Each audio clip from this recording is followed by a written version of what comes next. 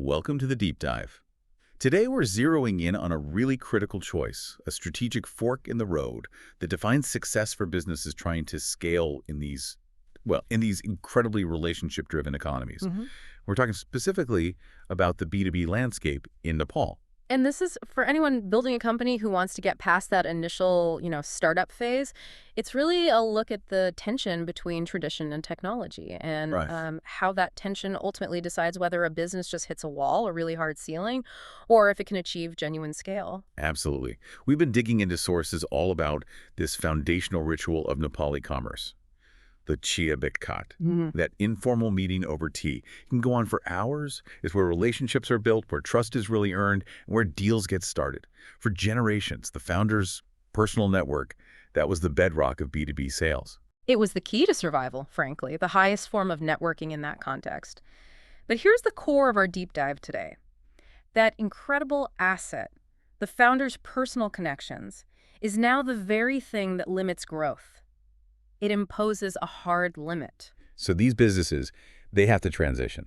And that's our mission today, to really dissect that pivot. Yeah. It's the choice between, staying a successful but capped lifestyle business, running on a sales model that is completely person-dependent. Or building a true institution, something that can last. Hmm. And that requires a system-dependent pipeline for revenue, which really means disciplined customer relationship management, CRM. And we should be very clear about this up front. Yes. CRM isn't about replacing the warmth of those Chiya. It's not about becoming robotic. No, not at all. It's about industrializing the intelligence you get from those meetings. It's about taking every handshake, every conversation, every piece of data, and using it to make the whole company smarter, more resilient, and ultimately more valuable. Okay, so we see three core economic reasons for this.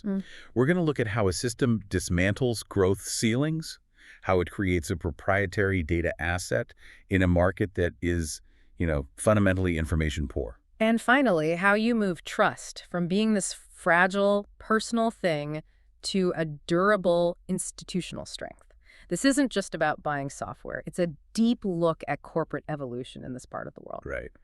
So let's just jump right in with the most immediate threat to ambitious founders, and that is the founder's trap. Okay, let's unpack this. So the founder's trap, we're defining that as the state where the entire sales function, everything, from finding a lead to closing the deal, is completely tied to one person. Right, the founder. Their personal charisma, their network, their memory, the very thing that got the company off the ground becomes its biggest long-term liability. And it creates this huge two-sided economic risk that, investors just hate. They find it unacceptable. The first risk is pretty obvious. It's an unscalable operational model. Growth is literally capped by the founder's personal bandwidth. There are only so many hours in the day, right? How many meetings can one person take? How many cities can they fly to? Exactly. The company's total addressable market, its TAM, gets artificially squeezed down to just the founder's immediate social circle and their calendar. And think about this. When a founder in this trap tries to hire a salesperson, They don't really become closers, do they? no, they often become, glorified lead generators.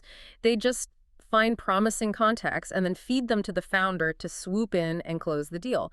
They don't have the context or the tools to do it themselves. Which makes real expansion basically impossible. If the founder's contact book doesn't cover a new city or a new industry, the company has no process to follow. It's a cold start every single time. It just kills any chance of building a real sales culture. And that leads to the second vulnerability, which is often the one that's the killer. It's the key person risk. The entire revenue engine depends on one person's health, their presence. What if they decide to emigrate? It's a huge risk. What's so interesting is that the business model itself becomes fundamentally uninvestable at scale. If 60% of your pipeline vanishes when the founder takes a 2-week vacation, that's not a business. That's just a high-paying job for the founder. And this is why CRM in this context is so revolutionary. It shatters that trap. It does something radical. It codifies the magic. Takes the founder's intuition. Yes, and it disaggregates it into repeatable, measurable stages. Things like lead-in, needs analysis, proposal sent. These are now standardized steps that the system guides you through. So it's like turning a brilliant chef's secret, intuitive cooking style into a detailed recipe book that anyone in the kitchen can follow. That's a perfect analogy. Exactly. So now a junior salesperson, even a new hire, can execute a proven playbook. Growth is no longer limited by the founder's time. It's a function of how fast you can replicate and scale that system.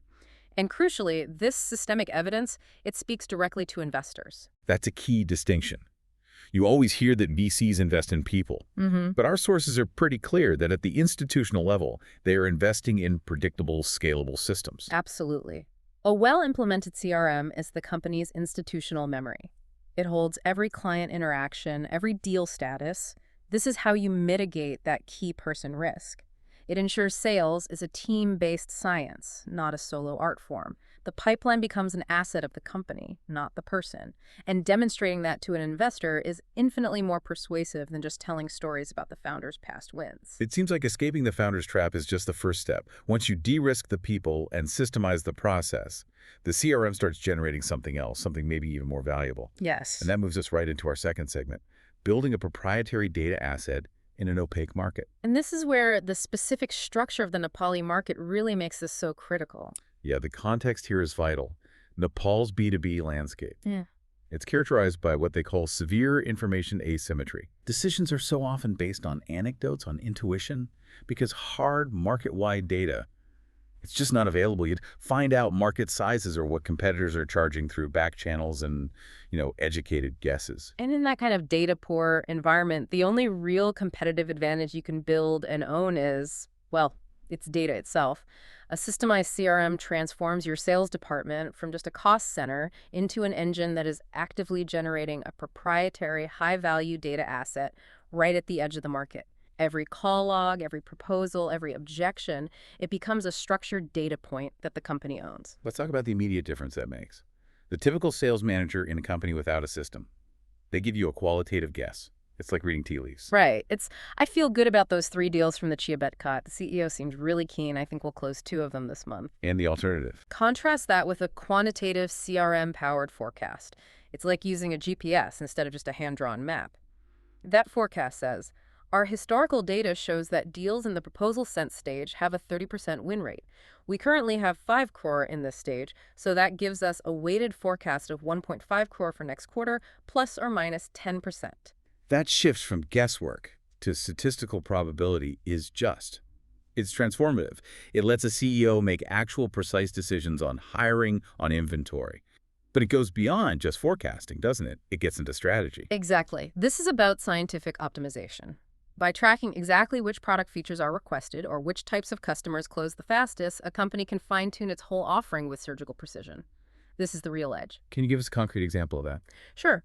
Imagine a Nepali B2B software company. They look at their CRM data and they notice a pattern. They discover that while, say, service firms are really price sensitive, manufacturing firms in the Kathmandu Valley are consistently willing to pay a 20% premium for a really robust inventory management module. That specific insight lets them create targeted pricing, a targeted product roadmap to maximize revenue. Without the CRM, that information is just noise buried in 100 different notebooks. And that level of insight is how you build a sustainable business model. It lets them calculate one of the most vital metrics out there, customer lifetime value, or CLV. This is the absolute core of scalability. If you understand how much a customer is worth over their entire relationship, you then know exactly how much you can afford to spend to get them. That's the customer acquisition cost, or CAC. The CLV to CAC ratio. Managing that ratio is the engine. In a market where capital is scarce, knowing exactly where to spend your money is an unassailable advantage. It replaces wishful thinking with financial science. So while the competition is still running on intuition, these systemized companies are building a data moat around their business. Which brings us to our third major shift, moving from these fragile personal relationships to durable institutional trust. Right, and this is the one that often gets the most pushback. It addresses that common cultural objection head-on. A lot of founders in these high-context markets resist CRM. They'll argue it's impersonal or robotic. They're worried it's going to kill the personal connection from the Chiya. But our sources show the real goal is to build institutional trust. Personal trust, which is tied to one individual, is inherently fragile. Institutional trust is robust because it's tied to the reliability of the company's processes. Okay, so let's play this out. Let's contrast the 2 scenarios. A star salesperson leaves. What happens? Right. In the non-systemized company, the client is orphaned. The new contact person has zero history, zero context. They force the client to repeat everything, their challenges, their history. Confidence just erodes instantly. The company looks unreliable. It's a huge point of friction. I can see how that would cause a client not to renew a contract. Now contrast that with the CRM-driven company. The moment the new salesperson takes over, they can access the complete client file. Every past proposal, every support ticket, every note from every meeting.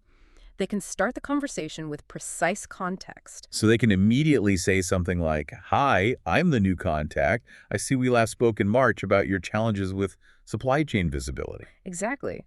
And that you needed integration with your legacy software. I know that was a priority. The client feels seen. They feel understood and valued, not by a person, but by the organization. I see. They realize the company has a process to guarantee quality, no matter who is on the front line. And that is the critical shift. You move from "I trust this person" to "I trust this company." That's the most powerful selling point for any long-term deal. And for the company itself, this is crucial asset retention. When a star salesperson walks out of a non-systemized firm, they often take their network and their pipeline with them. It's a huge drain of company IP. But in a CRM-driven company, the relationship data, the history, all that knowledge gathered in those meetings, it stays. It's the company's intellectual property. The business becomes resilient to employee churn because it controls its own customer story. What's really fascinating here is that it feels like Nepal's B2B sector is really approaching an inflection point. The choice that's made today, stick with the founder's golden Rolodex or embrace these systems, that's going to separate the future market leaders from everyone else. We can forecast two very distinct futures here. Scenario one is what you could call the path of stagnation. These firms will keep relying on their founders' networks. They'll grow, sure, but opportunistically. They'll hit a hard ceiling, probably under 100 employees, maybe a few cores in revenue. And they'll be too risky for serious institutional capital. Exactly. They'll remain important small businesses, but they won't become the A-class enterprises the country needs for future growth. And scenario two, the path of systemic growth. This is forged by leaders who treat sales as a predictable science. Their meetings are about pipeline velocity, conversion rates, mastering that CLZ to CAC ratio. And that kind of operational excellence makes them magnets for top talent. It does, and crucially, it attracts growth capital at much better valuations. These are the companies that will successfully expand beyond Kathmandu, establish operations across the country, and even move into neighboring markets like Bhutan and Bangladesh. They will define the large corporates of the next decade. So what does this all mean for you if you're that ambitious founder listening? We've laid out the economic case. Systems de-risk your growth, they generate data, they build institutional trust.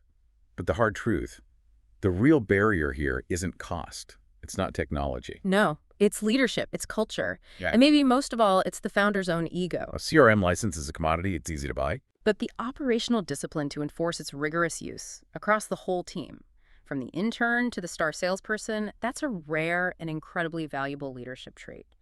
This whole process demands a cultural shift that, frankly, many founders who are used to being the heroes of their own stories, they'll find it deeply uncomfortable. So implementing a CRM forces a founder to make a profound strategic trade. They have to trade the ego rush of personally closing that big deal for the much less glamorous job of building a machine that closes deals without them. And its success rests squarely on the CEO's willingness to invest the political will to enforce that discipline, to make the software more than just an expensive shared address book. When you really commit to this transition from personal liability to a systems asset, from intuition to proprietary data, and from that fragile personal trust to durable institutional trust, you stop building a personal venture. You start building an institution. A legacy. That's it, exactly. So for a founder building a company to last, the biggest challenge is realizing the technology is ready. It's waiting. The hardest investment you have to make is the political will to enforce a system that, by design, makes you less central to the daily operation. So when you look at your own business model today, you have to ask yourself, are you prioritizing being the hero or are you prioritizing being the architect? That's the strategic decision that will determine everything.